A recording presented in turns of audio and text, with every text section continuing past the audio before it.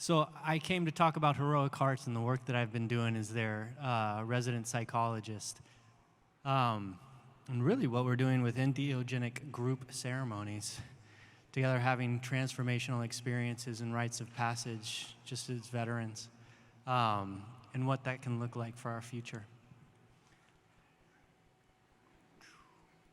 I'm also going to figure out how to use this clicker.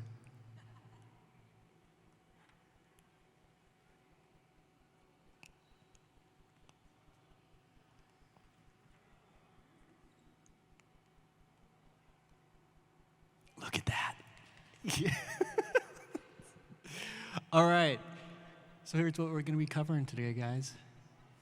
Little by little, we will get there together.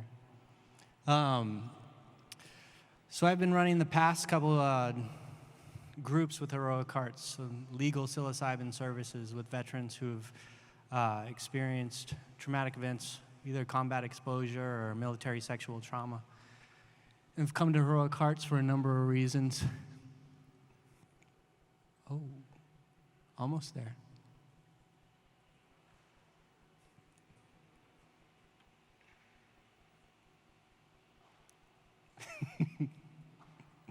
We're going to figure it out.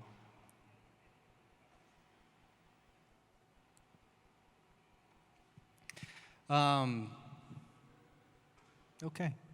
We can also just talk like human beings. So one of the things that I've been doing with Heroic Hearts is running ceremonies with the guys and gals from our community. And together I've been creating ceremonies for folks who are just looking for transformational experiences, looking for growth. Now, culturally, we're looking at folks who have come from humble means, people of color, people from LGBT communities, people who generally need peer support as a sense of safety in a container to help with their experiences that have been unique and historically unknown to civilian cultures or people outside of their unique culture. So together, we've been doing that with the peer support model with Heroic Hearts, and I think we've been pretty successful at it.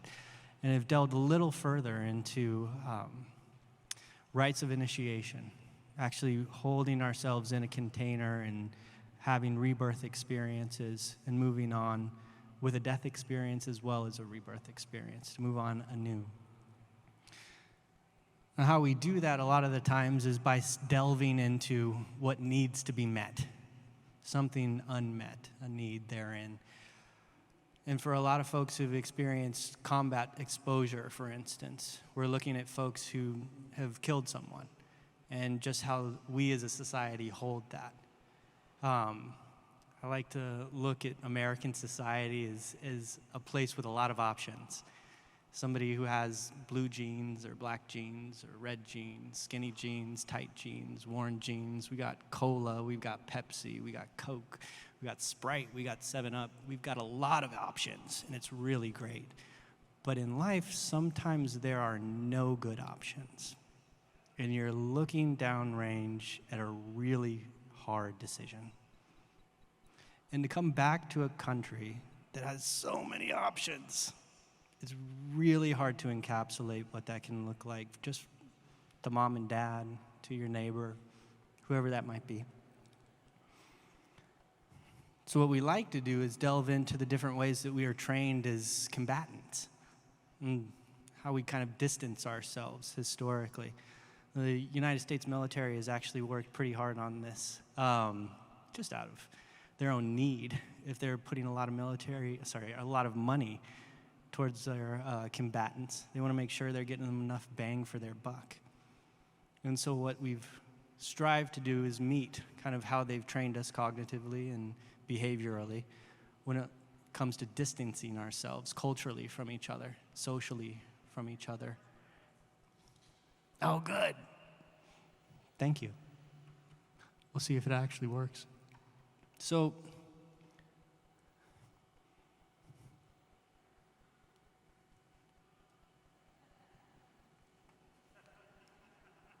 no, not so much. Oh my gosh. Who are those guys? So what we're looking at right now, if somebody else is progressing these slides, feel free to walk with me. What we're looking at right now is the different overlapping containers as we're holding folks through their own experiences when moving through a transformational process with something like combat exposure, like I was talking about earlier. And you'll notice that there's been some similarities that are on this screen here. It's one of the reasons why peer support in the military has been really, really helpful to have, because what we're looking at right now is some similarities in language and how we communicate with each other when we're moving through hard decisions about killing. Why am I talking? And who am I talking to? Different ways that we can kind of respond to each other in ceremony that cause us to stop and not just react on impulse, to provide an initial kind of container personally for ourselves and others. Moving through the general values of collectivism and having kind of an understanding of the group has been something unique to any kind of military or veteran community. So having the kind of wisdom that what hurts another person ultimately hurts me, and allowing kind of a person in the group intelligence who might be a leader or a caretaker to step in and actually have their role, to step back and be a follower. And also rites of passage. So something that I like to talk about is promotional ceremonies. The fact that folks in the military are really used to getting together in formation, having somebody stand up and say, I am someone new now. I'm no longer a corporal, I'm a sergeant. I'm no longer a sergeant, I'm a staff sergeant. And the group itself is going to adhere to this new person's chapter in life. And together we can impose that in a lot of our healing ceremonies. I am no longer this person today. I'm healed. I'm moving on into this next version of myself in my life. Now, holding that into group dynamics and helping each other form, storm, norm, perform. There's an aspect of just safety within the group. To let it all out and to have some transparency is something that the veteran culture, I think, is unique in sharing with each other, is to just drop the niceties occasionally and walk into transparency with each other in a way that might be really embarrassing sometimes, but such is change and transformation. So holding the structure is something that I'm paying attention to when I'm running these groups with heroic hearts. Not only for personal kind of clinical work, but also for spiritual rites of passage, for initiation, when being held from the beginning throughout the time into the end, to make sure that we're moving through an entheogenic process as cleanly as possible. Now, one of the things that I like to talk about briefly is psychedelic peership, which is a term we coined here. It kind of underscores peer support in general, and how it is that we best walk with each other. There's a lot of folks right now operating in the psychedelic space, specifically in research and other clinical settings, that actually have no personal experience in psychedelic use or entheogenic practices. And they're learning, just like we all are in many ways, but to step in and help another person, what we're finding is it's actually really beneficial for folks to sit with another person when they've had a psychedelic experience of their own to be guided by. And what we're also learning from the VA, is I've been working with the Portland VA specifically on the first group MDMA assisted therapy trial, is that veteran peer support actually keeps people from dropping out of care when it gets really hard. They keep people returning to the kind of embarrassing process of transformation, the really difficult stuff that we don't want to look at, aided.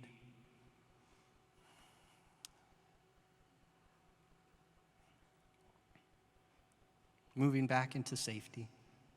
There's been aspects and times where veterans aren't given the best light in the world to stand in. And there's a lot of baggage around the military-industrial complex, and rightfully so. And it's really hard for us as a community to actually strip away the human being and the politics. The fact that a 17-year-old from Nebraska really doesn't know a heck of a lot about what's going on politically for tribes in the Middle East, I think is a fair argument for just treating a human being.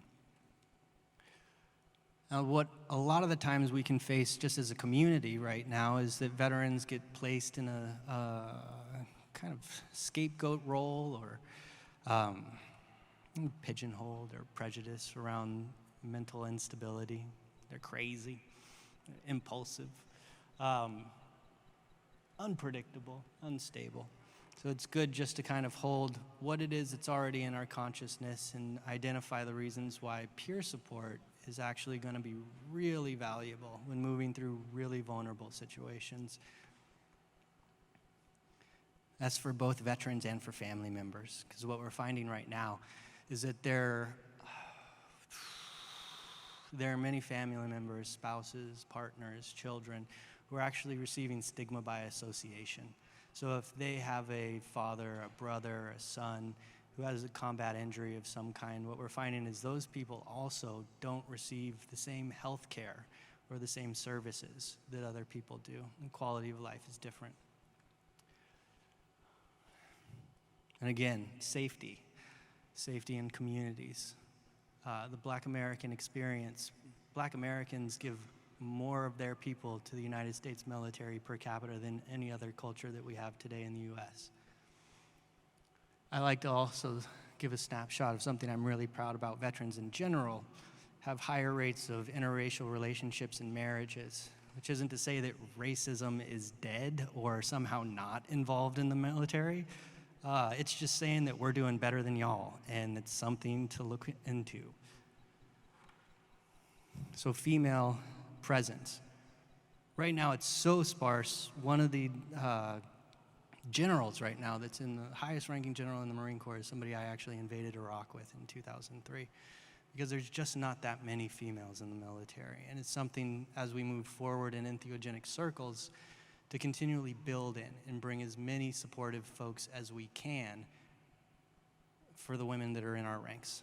It's something that I tried to do with our PI at the Portland VA when handpicking 5 women of color and 1 non-binary person for the first cohort of the MDMA-assisted group therapy sessions.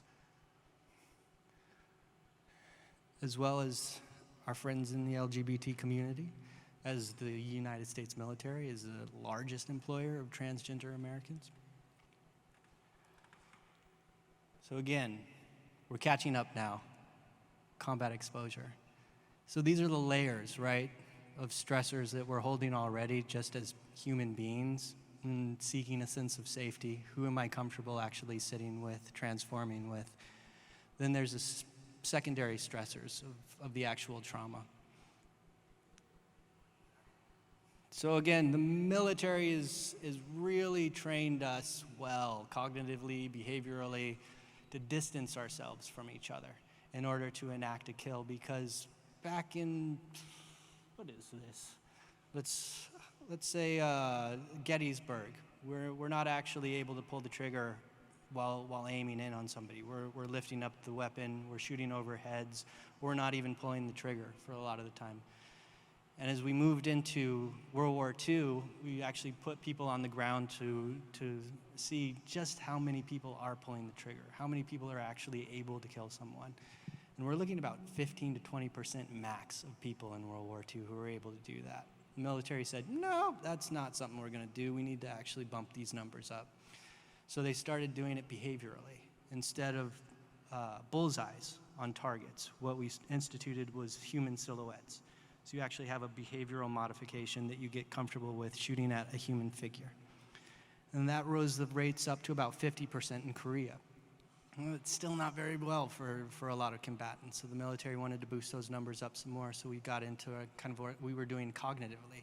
One of the examples I like to give folks is the distinction of kill. The replacement of yes. If somebody is asking you a question, your response, not yes, but kill, kill, kill, kill, kill. So that you cognitively get used to that and desensitize. So you start to bring this together, and after that 50% rate, what we were looking at was about 95% in Vietnam. And of course, post-trauma rates rose as well. But it brings us in also to moral injury and just how the cognitive pieces have been fine-tuned in different ways. So cultural differences, racial differences, thank you. Moral distances, the idea that someone's belief system is different than yours, making it justifiable to pull a trigger. The social distance, the fact that we've got high-valued targets, so officers and enlisted ranks. It's actually very easy to pull a trigger on somebody who's enlisted. It's also considered like a high kill, high value target to take out somebody who's in charge of others. Then mechanical distance, being able to pull a trigger from a drone or a tank. So one of the things I like to tell folks when it comes to the cognitive behavioral training that you'll receive as a combatant is that we can just turn it back on itself. So we address the same targets that the military use. It's one of the great things about standardized care. So when addressing these things in a transformational container, we're stepping into cultural distances and talking about our racial and ethnic values. We're moving into the moral distance and talking about the dialectics that two opposing ideologies can actually still be true, and we can hold them together as valuable. And interpersonal attachments are some of my favorites, as well as just how close we're sitting to each other, how comfortable we are in a group together. And it kind of dives into the deeper work. Once we've kind of passed these tests and understand the field in which we're all existing in and what we've gone through, we can start to do some deeper work. And I call it the shadow warrior that we usually go into, which is experiences where people have actually enjoyed killing or had a positive response to it. It's hard to talk about with civilians or people who have not actually experienced not only killing, but also the euphoria that can happen when you've done your job or you're alive, you've survived, and the rush that your body can go through. And for some folks, what I've been able to do is couch this system that they've lived in, the kind of backdrop of our time and culture that we as human beings just find ourselves in, and start to operate from a place of compassion when looking at the different shadow archetypes of the perpetrator and the victim. Somebody who's been in the system for a little too long, who's existed in combat for a little too long and had to just survive. So their psyche begins to create these parts of themselves that can come out in order to do so. One of the aspects that I've treated folks with is just on this slide here. So the warrior in his fullness, being the very top, the warrior protector. When you're actually discerning that archetype, you're moving in what is seen as justified intention and engagement. And really, somebody who's consciously moving through an archetypal experience of the protector, you just need a coach. You've got full ability and full range to work through your conscious engagements. As you're moving through more shadow archetypes of something like the perpetrator, as above, so below. What we do externally is usually happening internally, and it's our entry point. Our job as facilitators and clinicians to really be a friend, to be a caretaker of someone who's probably hurting themselves on the inside, and to have that be our challenging point that we sit, because I'm actually here to help you And what it looks like is that you need some help in this way internally. Moving into something like victimhood, which takes a little finesse when somebody's been in a system for 20-something years. It's hard to give them a positive outlook, to be all creative and give many options for folks who have seen bureaucracy at its finest. So I offer the entry point of neutrality and the fact that we can start with, this really sucks, but here are some options. And a lot of times what you'll find is a significant amount of protector energy, a significant amount of what are attempts at scapegoating and dropping out when it gets really difficult to dig into what can be some transformational spiritual work. So what I like to call the observations or oppositional enactments, either to authority figures or group conformity. Protectors of groupthink, and abilities to kind of protect yourself that may push others away in different ways. And also just wanting to press pause in times of transformation that can be really difficult. The dynamics that we've been using here with Heroic Hearts, they're honoring that resistance and really seeing someone, because that's what a lot of these parts are looking for, is just to be seen, to be heard, then to be worked with. But first, just seeing them and honoring that there's some resistance going on.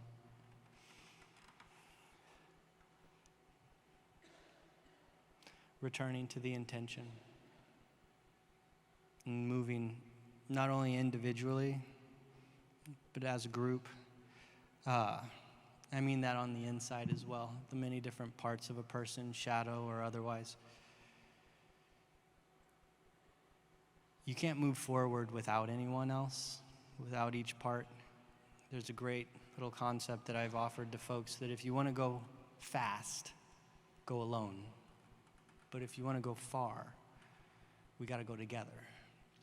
And so that aspect is what I enact for every single person. There will be parts of yourself that you have to sit with. But if you're going to go far, you got to take them with you.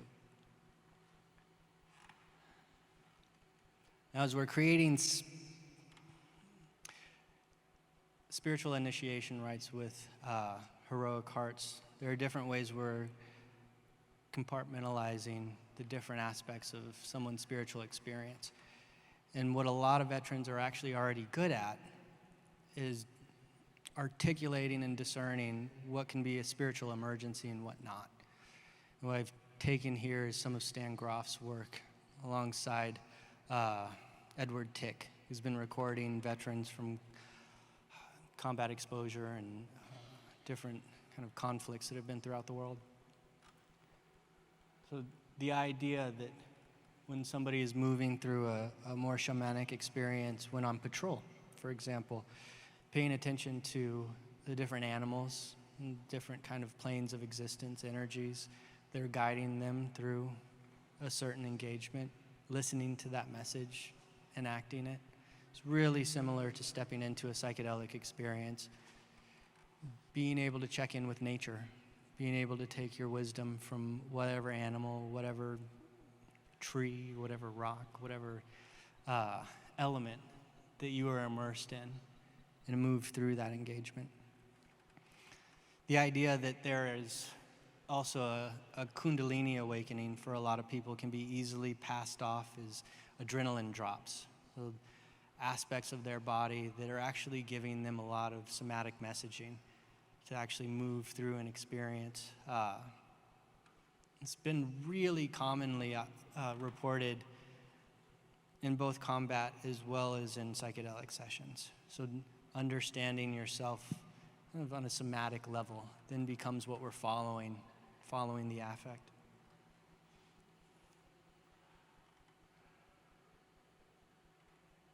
One of my favorites is a return to center. It's akin to a baptism of fire, and it's based in humility. the aspect that we are all human and have our limits. There can be one attack that somebody is in where they are the hero, they save the day, and then that same person can move into another attack and completely break down, be under their truck crying, want to go home, I am just done. And then the next attack, be the hero, take care of your folks. And there's this kind of return to center each time with it that can be experienced in psychedelic sessions where you are having the hardest session of your life and then move through the next chapter of that same experience into euphoria, into a place where you have supreme gratitude and joy, and then wrap yourself right back into the next chapter of like, oh my God, what am I doing?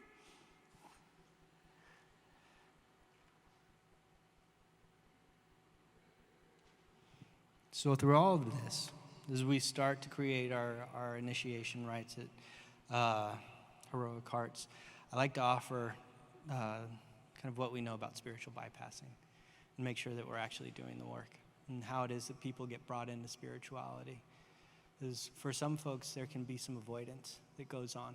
And I like to actually house, is something getting avoided in this process, or are we actually like allowing someone to step in and life to find itself?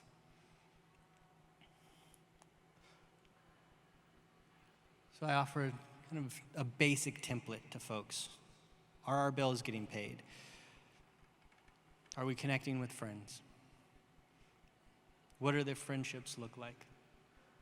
Do we have some unrealistic developments when it comes to that? Relationships specifically. I can speak by personal experience. I have the love of my life right now that I am completely spiritually attached to and have to watch out to spiritually bypassing, because I know and I've been shown that we are spiritually connected. And at the same time, she doesn't really like that I leave my socks everywhere in the room.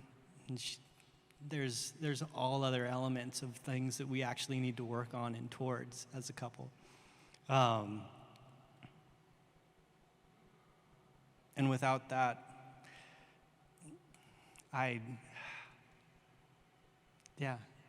we miss a greater journey. We miss the actual joy in the work. And so I think I return to the aspect that it's in the growth of resilience that actually build our brains and bodies. It's in the work that we actually start to transform along with our spiritual practices. Because throughout time, in veterans specifically, spirituality has been one of the greatest and strongest resiliency factors that we have for post-traumatic stress or moral injury. That was the talk, guys.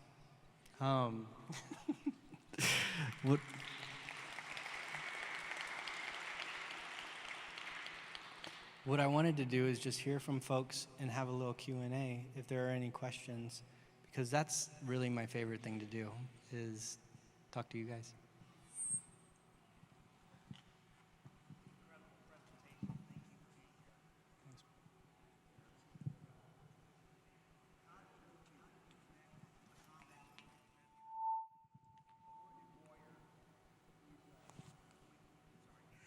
My name is Rob.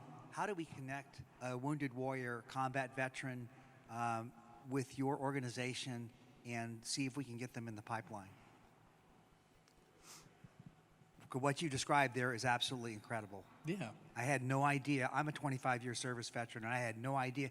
And I'm a scientist, and I'm working with psilocybin and new technologies, kind of under the radar. I just came out of the dark night of the soul, and this is kind of my coming out party. I went to the first one of these 4 years ago, and I disappeared from the world, and I'm coming back, and I'm so excited to see what you're doing and everything about this conference. But this just blows me away even more so.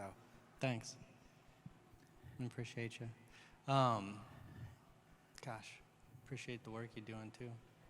The connection there, we can really talk offline, but there's a direct connection to legal psilocybin services that we're providing right now that might end up helping out and being a good connection for folks at Wounded Warrior Project. Terrific. Thank you. Yeah. Thank you for the keynote. Yeah. Really insightful and inspiring. So you had a phrase in there, faith-based meaning making. Yeah. And I wanted to ask you from the perspective of, obviously our society right now is very disconnected from, the meaning, and the search for meaning is kind of like leads us into all kinds of spiritual awakening and looking for it. And especially through the perspective of military and military industrial complex, where the meaning is basically made for you. Yeah. And then when you leave military or fulfill your mission and you're not, able to keep fulfilling it. And I met people like that. I haven't been, in the combat, but I met people that lose the meaning. And then, fortunately for some, they find that meaning in religion or any other, faith-based institutes. But what about, alternative, non-faith-based meaning making? Kind of a long question, but Yeah. hopefully that makes sense. Alternatives to meaning making, or for non-faith based. Yeah, I think that's why we have stuff like mindfulness as a wisdom practice, where we kind of separate ourselves from any type of uncomfortability around spiritual trauma. And it's right now it's still in like its infancy periods when it comes to research, so what we know about it is very little. But it seems like it's working for a lot of folks who actually just have their own kind of mindfulness or meaning-making process, and what would you call it? The kind of internal or inner-directed healing process that a few folks, I think in Esalen as well as UC Berkeley, have been slowly creating groups around. I think it's entirely possible, and I really appreciate the idea. It's, I think, also a necessary alternative whenever folks are having a hard time with the overall concept of spirituality and like the source of creation. And yeah, I hope that offers some sort of, yeah. If I may ask, I Yeah. actually have two quick questions. The first one is if you would tell us a little bit more about psychedelics and post-traumatic growth that I'm sure you've seen. Yeah. And dang it, I had another question. This was such a good talk. Thank you so much. There was so much, goodness. I'll just stop there since my mind blanked. Cool. Let's see here. More on post-traumatic growth. And well, so since resiliency has been a major topic, I think right now what we're seeing with psilocybin and MDMA as well as ayahuasca, outside of Heroic Hearts, I've also been helping people with the Mission Within. And so they've been working with ibogaine and 5-MeO-DMT, which offers a lot of help for folks around resiliency with moral injury. And what we're looking at are shifts in perspectives. Again, meaning making, that folks have had kind of entrenched thoughts, behaviors, beliefs that have been significantly altered and consistently done for a 2 to 3 month process where they're able to actually enact a significant amount of change in their lives due to the alleviation of symptoms. I think right now what we're finding when it comes to the dosing that we're doing is that we're looking at actually 3 dosings being the most optimal for MDMA and 2 dosings with psilocybin. If you've ever had ibogaine or 5-MeO, a lot of the times it can just be a single experience for folks, mainly because they are intense experiences and can be not so fun.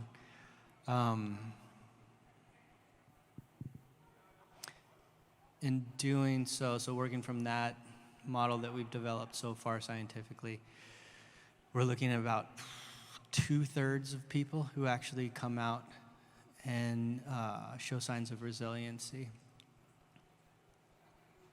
Trying to think, so that's across the board when it comes to MDMA and psilocybin. And we're looking at about 70 to 80% when it comes to ibogaine and 5-MeO. Thank you, Zach, for your talk. So much fascinating stuff to me. Thanks, Glenn. And of course, because of where I'm at right now, I can't help but connect all this wisdom to 12-step programs, which have had a massive influence on my life personally. Positive transformation, post-traumatic growth, all that good stuff. And I'm realizing, looking back at my process, has been a key to all this was finding this very concrete definition of spirituality, which, if you subscribe to the big book, is a profound alteration in our reaction to life. And that could be a road to Damascus moment, but it can also be if you're always in traffic and you're like, well, these people need to get out of my way. And then one day you wake up and you're in traffic and your first thought is, oh my gosh, I hope nobody's hurt.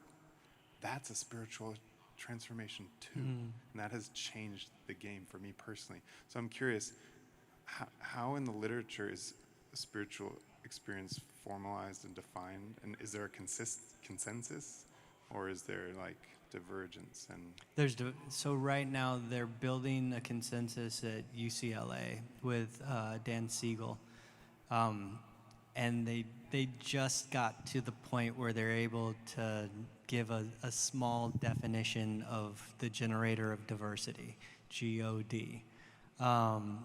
And they're moving into different practices now as to what it looks like for a person to practice, which can be really, really unique in each person's way. That's still getting a consensus kind of drawn out with it. But one of the aspects that, actually a couple that I actually found really interesting is the common factors that come up in an intention or prayer, and also in transformational experiences. So connection to humanity, as you were saying, to be in the car and actually connect to the person who's out in front of you, to be able to reconnect to your own humanity, your own sense of compassion. What we're finding is that that's kind of the entry point of a lot of people's own spiritual work, as well as stepping into nature-based practices for a lot of folks. So connecting to the elements, be it wind, earth, fire, water. So that's what I offer to folks as we're like diving into definitions and what it can look like when we have so many varied experiences. We can have kind of common factors that connect us in those ways. And that's what I offer for you.